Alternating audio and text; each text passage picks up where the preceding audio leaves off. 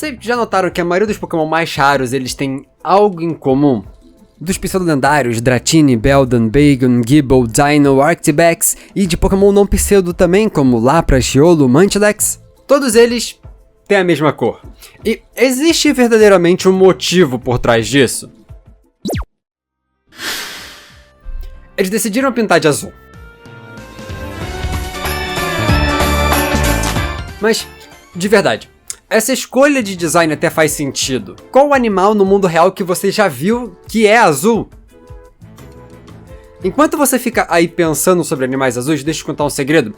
Qualquer animal que você pensar e lembrar que seja azul, ele na verdade não é azul.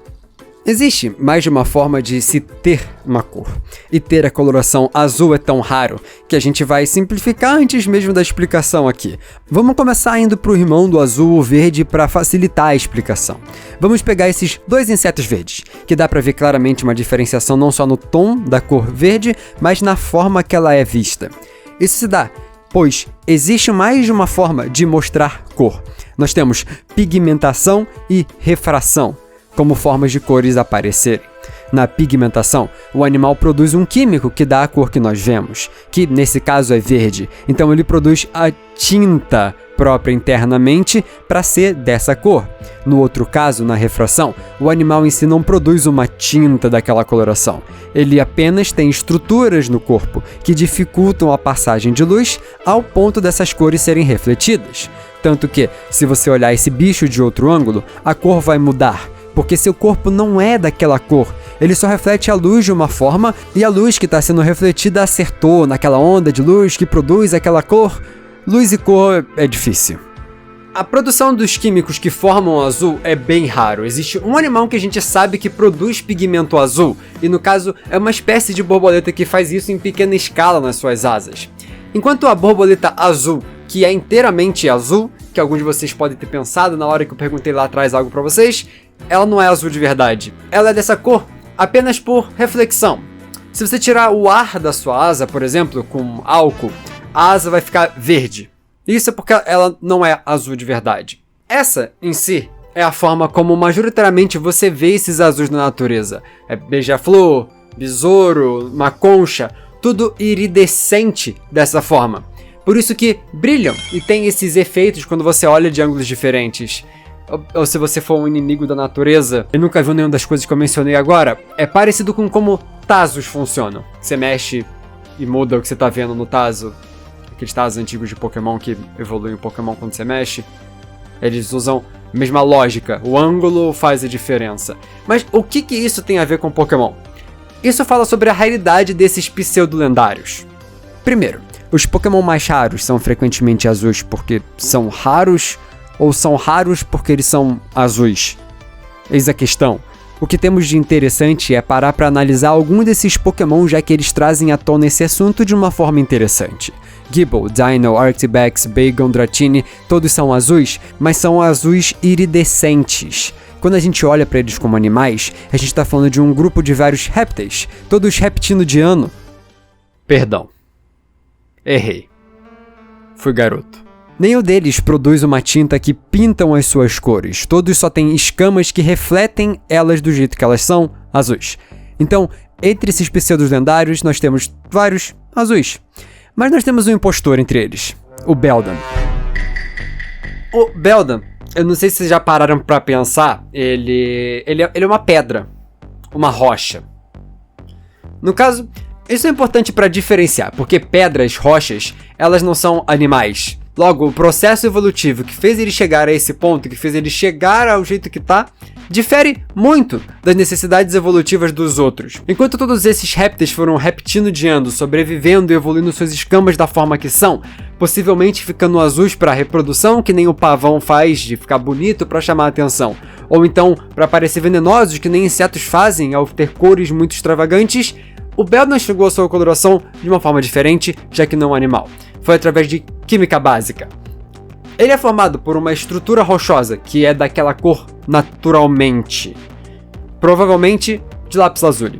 E eu falo de lápis lazuli porque, primeiramente, assim como eu, provavelmente grande parte de vocês joga ou jogou Minecraft. no meu caso eu queria até jogar um pouquinho mais, mas essa pedra é famosa também por vários motivos além de encantar suas coisas no Mine. Lápis lazuli é uma das mais antigas formas de pintar de azul que temos na história humana. Muito exportada para o Egito Antigo, vinda do Afeganistão, a pedra era usada frequentemente para pinturas e ornamentar coisas, como joias mesmo. Existiram outras formas de se criar a tinta azul, e aqui no Egito é um dos pioneiros nisso, mas naturalmente era raro de se ver. Inclusive, aproveitando que estamos no Egito, a língua falada aqui é árabe-egípcio. E a palavra azul usada no nosso vocabulário, o português brasileirês, azul, vem do árabe, vindo de lazurde, do próprio lápis lazuli. Diferente de outras palavras para cores na nossa língua que vieram do latim, essa veio do árabe. E isso traz o assunto para um lado mais legal. O mais interessante sobre essa cor em si é que ela não existia. Você talvez já tenha escutado sobre como os antigos não viam azul. Por exemplo, a Ilíada e a Odisseia, livros antigos e muito famosos, não mencionam nunca a cor azul. Embora branco e preto fale bastante, vermelho fale algumas vezes, verde e amarelo fala algumas menos vezes, mas ainda falam, enquanto azul nunca foi mencionado nesse livro. Isso se dá porque mencionar azul não era uma necessidade. Não tinha nada azul para se especificar daquela cor. Azul não faz parte da nossa natureza. Sobre o céu e a água, por exemplo, você fala muito mais que o céu tá claro ou escuro do que tá azul. E quando você fala sobre outro tipo de água, a água dos rios, geralmente elas são a cor do fundo da água que você tá olhando, sendo marrom, cinza, verde. E falando em verde, ainda mais comum de se ouvir, você já deve ter escutado sobre como no Japão azul e verde são a mesma coisa. Isso, claro, é uma simplificação enorme da realidade. Desde o período Heian, que é o período favorito do Sukuna, o Japão parou de usar Aoi e Ao para azul e verde, e adotou Midori para se referir a verde separadamente. E, sim, é daí que vem o nome do Izuku Midoriya de Boku no Hero. Eu já fiz referência a anime demais nesse vídeo, chega. E é por isso que, por exemplo, o Bronzor e Golett são considerados verdes no mundo Pokémon. A caracterização por cor da Pokédex tem em si seus problemas, mas esses dois em si, o Bronzor e o Golett, eles não são, já que cor não existe. Cor é simplesmente uma nomenclatura para algo que a gente vê. Nome é isso. Quando você olha para turquesa e azul, você vê que tem uma diferença, mas você não chama de turquesa no seu dia a dia. Normalmente é tudo azul. Embora sejam cores claramente diferentes, essa questão de nomear as coisas ajuda o nosso cérebro a conseguir diferenciar as cores quando a vemos. E por isso que você hoje consegue claramente diferenciar verde do azul. E isso volta aos antigos na Odisseia e Ilíada.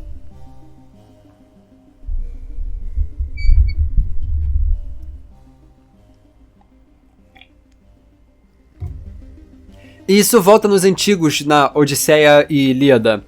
Tudo podia ser descrito com verde, amarelo ou até branco, porque azul não era comum. Quando a gente fala do céu, o céu ele tá claro ou tá escuro. Isso é o suficiente pra gente entender o que quer passar na mensagem. O rosa, por exemplo, ele é só vermelho claro. O marrom é só laranja escuro. Cores em si são partes de um espectro.